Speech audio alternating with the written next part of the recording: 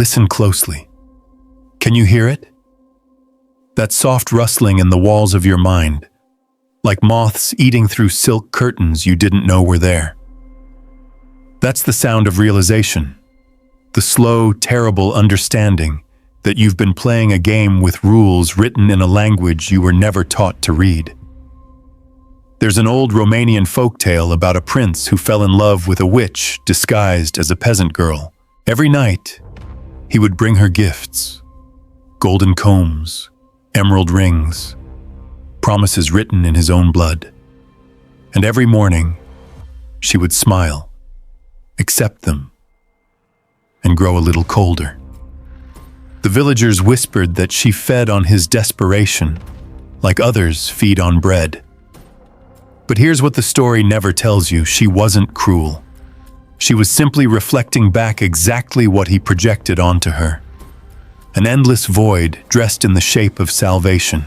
You see, Machiavelli understood something about power that modern men have forgotten in their fevered pursuit of affection. He wrote, buried in his letters to Francesco Vittori, that the one who desires less controls the one who desires more. But we've twisted this wisdom into a grotesque pantomime, haven't we?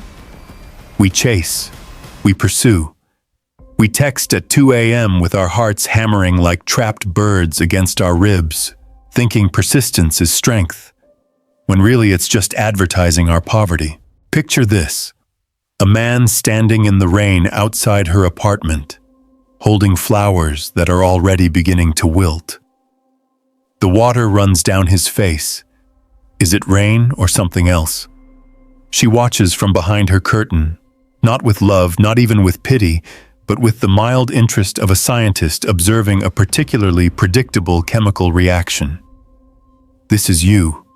This has been you. Don't look away. The air tonight smells of burnt coffee and old cologne, the scent of trying too hard. There's a study from the University of Zurich, published just this past winter, that found men who displayed high levels of emotional investment in early courtship were 67% more likely to be rejected. The researchers called it the paradox of visible desire, but I call it something else: the velvet prison. Soft enough to feel like comfort, strong enough to strangle you slowly. Here's what Schopenhauer knew when he wrote about the hedgehog's dilemma. We seek warmth from others, but the closer we get, the more we wound each other with our quills. But what if I told you the real horror isn't the wounds? It's that some of us have learned to love the bleeding. We've made a religion out of our suffering, built cathedrals to unrequited longing, and convinced ourselves that pain is just love wearing a disguise. You want to know the first rule? Stop. Just stop. Like a deer frozen in headlights. Except this time, the stillness saves you. When you cease your relentless advance, something shifts in the cosmic balance sheet. Suddenly, the space you create becomes a vacuum that nature, and she, abhors. The ancient Taoists called it Wu Wei, the art of non-action that accomplishes everything. But for you, right now, it's simpler. Become the empty room she wonders about. I knew a man once, let's call him Marcus, though that wasn't his name, who spent 3 years sending good morning texts to a woman who barely remembered his last name. 3 years. 1,095 mornings of carefully crafted messages, each one a small surrender, a tiny white flag raised in the war he didn't know he'd already lost. Then one day, his phone broke. For 2 weeks, silence. When he finally got a new phone, there were 17 messages from her. 17. She had noticed the absence more than she'd ever noticed the presence. There's something almost beautiful about it, isn't there? The way we build our own gallows with such careful attention to detail. Each text, each call, each desperate gesture, another nail in the coffin of attraction. We become emotional vampires, except we're somehow draining our own blood and offering it in crystal glasses to women who never asked for the feast. Tell me, and be honest with yourself, if with no one else, when was the last time your absence made someone's heart grow fonder? Or have you been so busy being present that you've forgotten the profound power of the void? The candle on my desk flickers as I write this, casting shadows that dance like the ghosts of every man who thought he could love someone into loving him back. The wax pools and hardens, a perfect metaphor for the cycle of hope and disappointment that you've been riding like a broken carousel horse. But here's the twist, the dark gift hidden in this first truth. When you stop chasing, you start choosing. When you cease to be the pursuer, you become something far more dangerous, the pursued. And in that reversal lies a power that Machiavelli would have admired, a control that comes not from grasping, but from letting go. Not from speaking, but from the pregnant pause that makes others lean in, desperate to hear what you're not saying.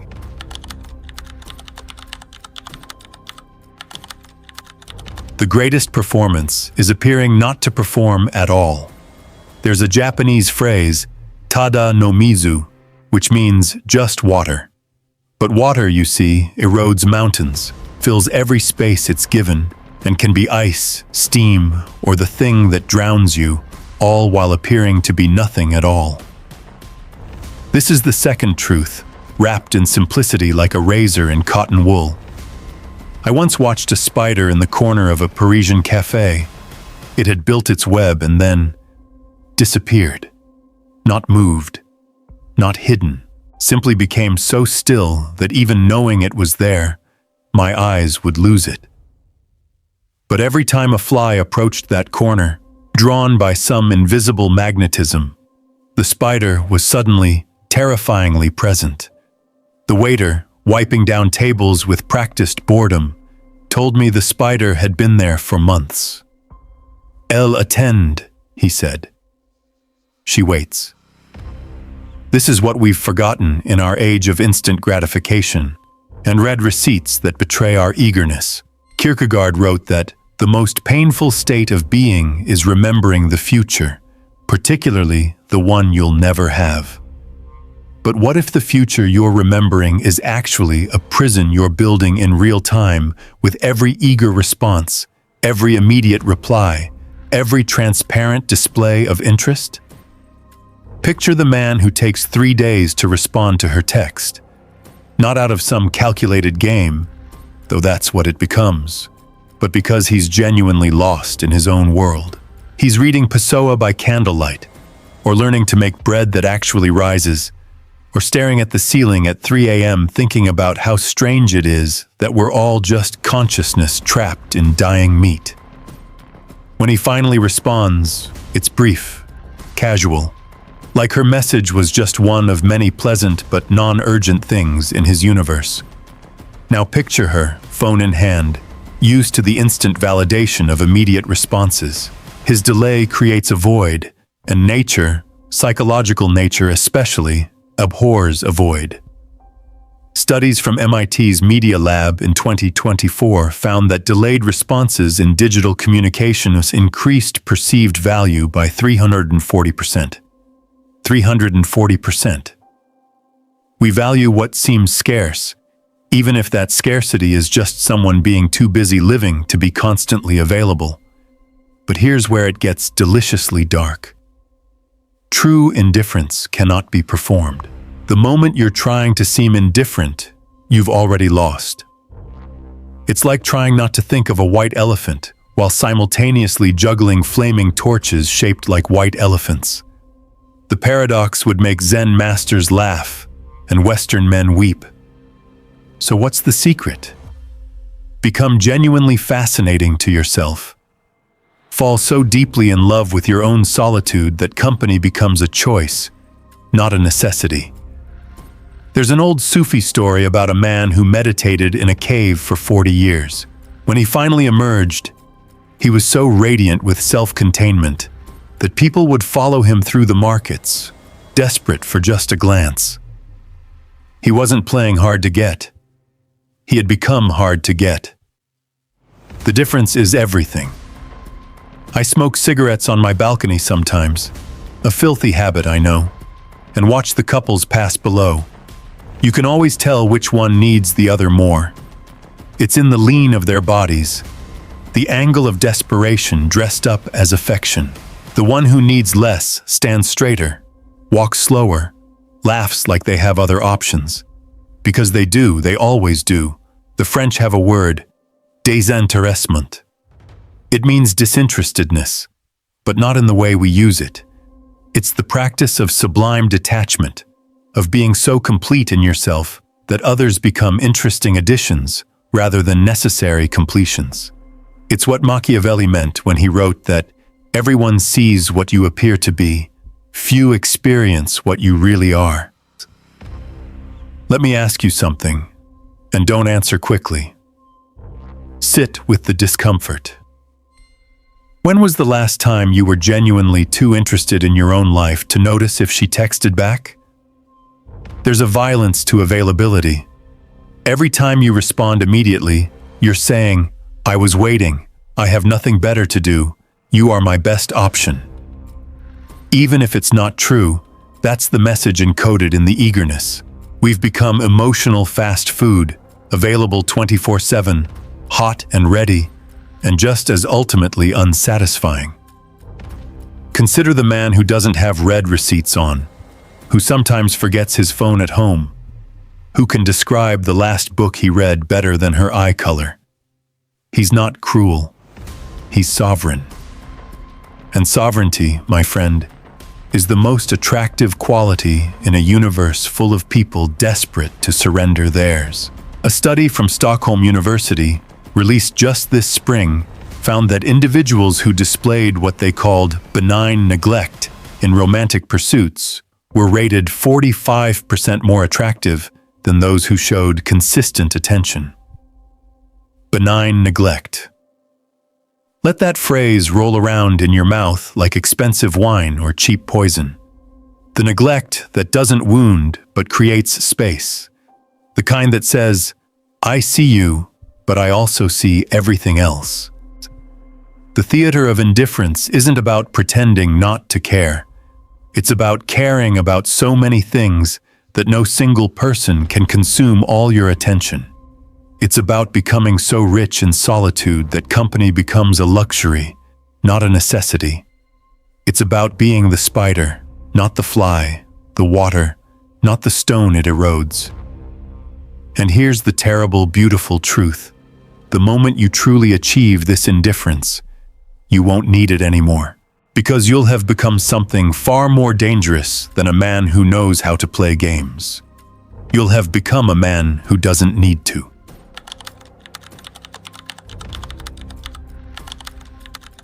What you withhold becomes more valuable than what you give. A sigh escapes me as I write this, heavy with the weight of too many midnights spent understanding what daylight makes us forget. Do you know what happens to gold when everyone has it? It becomes pavement. Worthless yellow stone to walk upon. This is the third truth, and it tastes like copper pennies and regret. In medieval Persia, there was a merchant who sold the finest silk in the bazaar, Outsmart. But here's what made him rich. He only opened his stall for 1 hour each week at a different time, announced only by the smoke from a specific incense.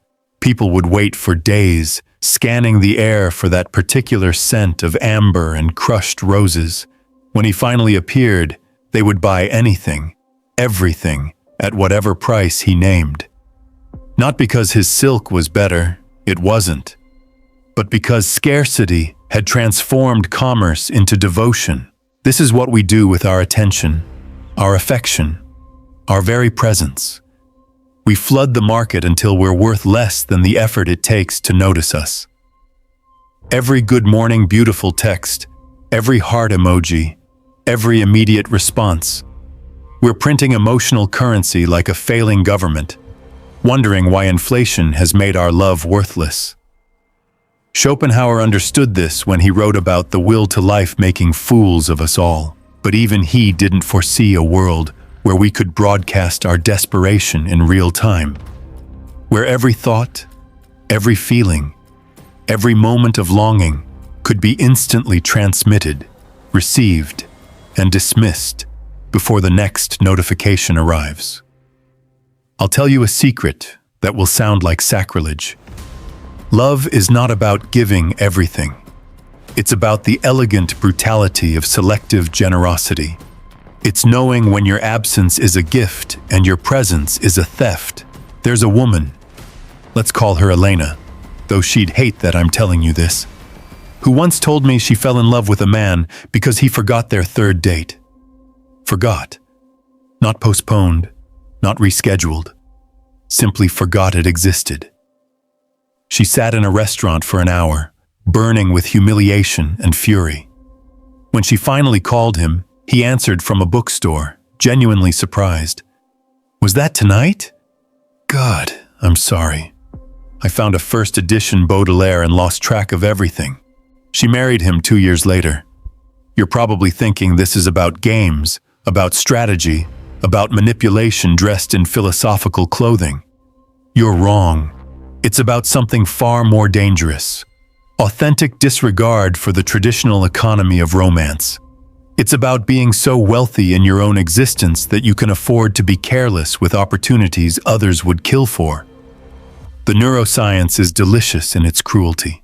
Researchers at Harvard, publishing just this past autumn, found that intermittent reinforcement, unpredictable rewards, create stronger attachment than consistent positive feedback. Your brain, that beautiful traitor, literally becomes addicted to uncertainty. Every slot machine in Vegas knows this. Every drug dealer knows this. And every woman who's ever held a man's complete attention knows this too. But here's where Machiavelli becomes prophet. Men are so simple and so ready to obey present necessities. Present necessities, the immediate hunger, the now of modern desire. When you remove yourself from the economy of immediate availability, you become something else entirely. You become scarce. You become valuable. You become the one thing that cannot be had on demand. I need you to consider something uncomfortable. What if every time you've shown all your cards, you've actually been playing a different game entirely, one where losing is the only possible outcome? The velvet curtains in my room move without wind, a draft from nowhere, carrying the smell of rain that hasn't fallen yet. This is what withholding feels like. Potential energy. The storm before the storm. The pause that makes music possible. There's a concept in Japanese aesthetics called ma, negative space, the void between things that gives them meaning. Without the silence between notes, music is just noise. Without the space between words, poetry is just rambling. Without the distance between bodies, touch is just collision. We've forgotten how to be absent. We've lost the art of the meaningful void. Every moment must be documented, shared, validated. We're so terrified of being forgotten that we've made ourselves forgettable. Like a song played on repeat until it becomes background noise, we've traded mystery for visibility. And in doing so, we've traded power for the illusion of connection. Consider the economics. If attention is currency, constant availability is hyperinflation. Every eager response devalues the next. Every immediate reply reduces your market value. You become the penny stock of romance. High volume, low value, easily traded, and just as easily discarded. But when you withhold, not cruelly, not manipulatively, but simply because you have other altars at which to worship, something shifts. The market corrects. Your stock rises. Suddenly, a simple text from you carries the weight that paragraphs from others cannot achieve. A friend once told me, after 3 whiskeys and a divorce, that the moment his marriage ended was not when his wife stopped saying, "I love you," but when she started saying it constantly, desperately, like a prayer to a god she no longer believed in. The words hadn't changed. Their scarcity had. This is the third rule. Make your presence a gift, not a given. Make your attention something to be earned, not expected. Become the merchant with the secret schedule, the smoke signal that everyone waits for but no one can predict. And if this sounds cold, calculating, manipulative, good. Let it disturb you. Let it sit like ice in your chest, because the alternative is the warm comfort of being taken for granted, the cozy predictability of being someone's backup plan, the gentle suffocation of being always available and never truly wanted.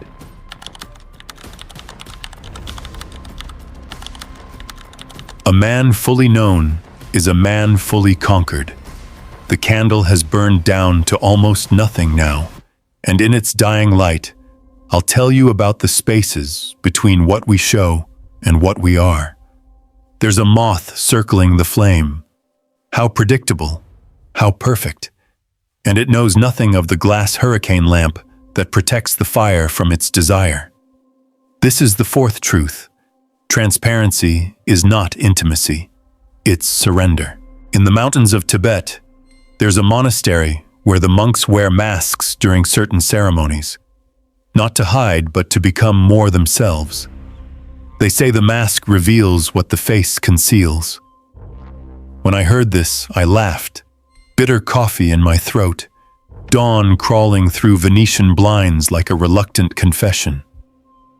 We've spent so long taking our masks off, convinced that vulnerability is strength, that we've forgotten the profound power of the unrevealed. Modern dating has become an autopsy performed on the living. Every trauma, every fear, every childhood wound laid bare on the first date like organs on a metal table. We call it being authentic, but it's really just bleeding in public and calling it art. Nietzsche knew better when he wrote, "Every profound spirit needs a mask." But we've made profundity a performance and wonder why depth feels so shallow. Here's what happened. A man I knew, brilliant physicist, terrible with people, met a woman at a conference. She asked him what he did. He said, "I think about very small things." That's all. For 3 months, that's all she knew. He thought about very small things. Not atoms, not particles, not quantum mechanics. Just very small things. She spent those months filling in the blanks with her imagination, building him into something between a poet and a mystic. When she finally learned he worked at CERN, she was almost disappointed. Reality could never match the mystery she'd constructed. You see, we've confused mystery with deception, as if withholding everything about yourself is lying. It's not. It's curation. It's the difference between a museum and a garage sale. One invites contemplation. The other invites bargain hunting. There's a study from the University of Copenhagen, published in the dead of winter 2024, that found relationships where personal information was revealed gradually over time were 58% more likely to report sustained attraction after 2 years. 58%, more than half. Because the brain, that beautiful addict, needs something to chase, something to unravel, something to discover. But we've become emotional exhibitionists, haven't we? Every thought tweeted, every feeling posted, every moment of doubt transformed into content. We're so desperate to be known that we've forgotten the erotic power of the unknown. We've turned ourselves inside out like pockets, showing the lint and loose change, wondering why no one's impressed by our transparency. Here's my question, whispered like a secret you shouldn't tell. What parts of yourself have you kept hidden so long that even you've forgotten they exist? The architecture of mystery isn't about lies or omission. It's about the selective revelation of truth. It's Scheherazade saving her life one story at a time, never telling enough to satisfy, always telling enough to fascinate. It's the controlled release of self, The slow drip revelation that makes someone lean in rather than lean back. I knew a woman once who had been married for 20 years. 20 years. She told me she still didn't know if her husband preferred coffee or tea. He drinks both, she said, depending on something I haven't figured out yet. Her eyes sparkled when she said it. 20 years, and she was still solving him like a beautiful equation that changes its variables just when you think you've found the answer. Compare that to the modern romance, where by the third date we've shared our Instagram passwords, our therapy diagnoses, our 5-year plans, our credit scores. We've become resumes with pulses, LinkedIn profiles with genitals, comprehensive reports on our own damage. And then we wonder why the magic dies faster than moths in hurricane lamps. Machiavelli wrote, "Everyone sees what you appear to be. Few experience what you really are." But we've inverted this. We show everyone what we really are and wonder why no one sees us as we wish to appear. We've made ourselves common by making ourselves completely known. The Japanese have a concept called yukimarimo, the snow that falls inside caves, places where snow shouldn't exist, but does. This is what you need to become. The impossible thing. The contradiction that makes sense only to those who've earned the right to understand it. Not through games or manipulation, but through the simple recognition that you are not a book to be read in one sitting, but a library that takes a lifetime to explore. Consider the alternative. You meet someone, and within hours, you know their ex's name, their childhood trauma, their favorite position, their deepest fear, their credit score, their political views, their 5-year plan. What's left? What mystery remains to solve?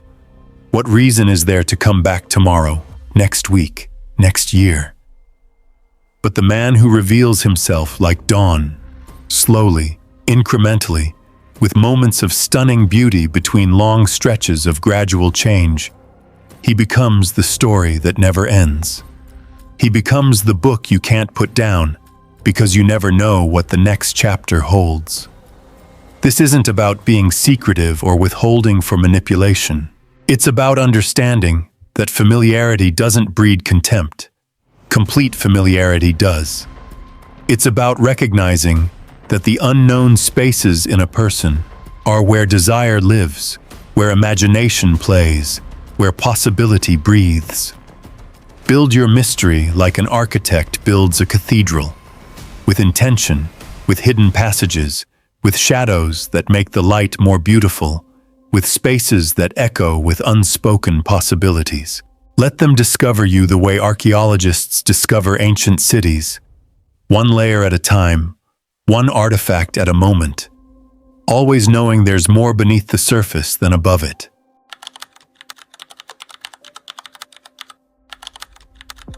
The man who needs nothing from you has everything to offer. And now we arrive at the end, which is really the beginning, the Ouroboros eating its own tail in an eternal circle of dark wisdom. The candle is dead.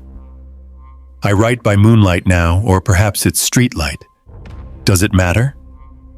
Light is light, and truth is truth, even when it comes dressed in shadows and smelling of whiskey and regret. Let me tell you about the last emperor of a forgotten kingdom. When his empire fell, when his armies abandoned him, when his gold turned to dust and his palace to ruins, he sat in what remained of his throne room and laughed. The conquering general found him there, alone, laughing at nothing. "What amuses you in defeat?" the general asked. The emperor replied, "I just realized I've been protecting things that were never mine to lose." This is the final truth, the one that makes all the others possible. You are already complete. The kingdom you're trying to build exists. It's just been waiting for you to stop looking for it outside yourself. We've been sold the greatest lie ever told, that we need someone else to complete us. that we're half of something waiting to become whole, that somewhere out there is someone who'll make sense of our chaos. It's beautiful poison, sweet enough to swallow, deadly enough to kill everything authentic about you. Kierkegaard called it the sickness unto death, not physical death, but the death of self that comes from needing others to confirm your existence. We've become emotional vampires feeding on validation, zombies hungry for recognition, ghosts haunting our own lives waiting for someone else to make us real. But what if, and lean in close because this is the whisper that could save you, what if you're already whole? What if everything you're seeking is already within the kingdom of your own solitude? There's a man I know who lives alone in a lighthouse, not for work. He chose it. He reads by oil lamp, cooks simple meals, watches storms arrive from the horizon. Once a month, he goes to town for supplies. The townspeople say women are drawn to him like ships to his light. Not because he's handsome. He isn't. Not because he's wealthy. He's not. But because he radiates the dangerous contentment of a man who needs nothing from anyone. This is what we've lost in our desperate hunger for connection. The recognition that solitude isn't loneliness, it's sovereignty. It's the difference between a kingdom and a refugee camp. One is chosen, the other is inflicted. A study from the Karolinska Institute, published just this spring, found that men who scored high on what they called emotional self-sufficiency were rated as 73% more attractive to potential partners. 73%. Nearly 3/4 more attractive, simply by needing nothing. The irony is delicious, isn't it? The less you need, the more you're wanted. The more complete you are alone, the more people want to join your completeness. But here's where it gets complicated, where Nietzsche and Schopenhauer meet in a dark alley and share a cigarette. True self-sufficiency can't be performed. The moment you're being self-sufficient to attract someone, you've already betrayed the kingdom. You've turned your sovereignty into a costume, your solitude into a strategy. So I ask you, and this is the last question, the one that matters. Who are you when no one's watching? When there's no one to impress, no one to seduce, no one to convince? Who are you in the kingdom of one? The ancient Stoics had a practice called premeditatio malorum, imagining loss before it happens. But they got it backward. We don't need to imagine loss. We need to imagine wholeness. We need to premeditate our own completion, to rehearse our own sufficiency, to practice being everything we need. Picture this. You wake up tomorrow and every woman you've ever wanted has vanished. Every possibility of romance has evaporated. You're the last man in a world of ghosts. What do you do? Do you collapse? Do you cease to exist? Or do you finally, blessedly, become yourself? Because here's the secret wrapped in a paradox, wrapped in an enigma. The man who would thrive in that empty world is the man every woman wants in this one. The man who treats romance as a pleasant addition rather than a necessary completion. The man who loves like he's sharing abundance, not filling absence. I'll tell you one last story, a personal one. I spent 3 years in what I called love, but was really mutual dysfunction. We needed each other like addicts need fixes. When it ended, I thought I'd die. Instead, I discovered something terrible and beautiful. I was more myself alone than I'd ever been with her. The kingdom I'd been trying to build in her arms had always existed in my own solitude. This is the 5th rule, the final rule, the rule that makes all others possible. Become so complete in yourself that others become choices, not necessities. Build a kingdom so rich in solitude that visitors are welcome but never required. Love from overflow, not from hunger. When you achieve this, And it's not an achievement but a practice, not a destination but a way of traveling. Something shifts. Women stop being goals and become experiences. Relationships stop being solutions and become experiments. Love stops being survival and becomes art.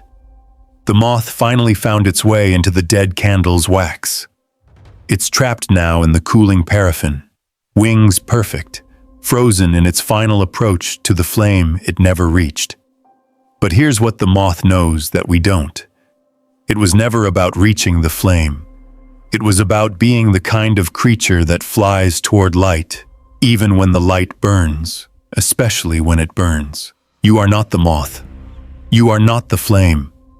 You are the darkness that gives them both meaning, the space in which the dance occurs, the kingdom that contains all possibilities and needs none of them.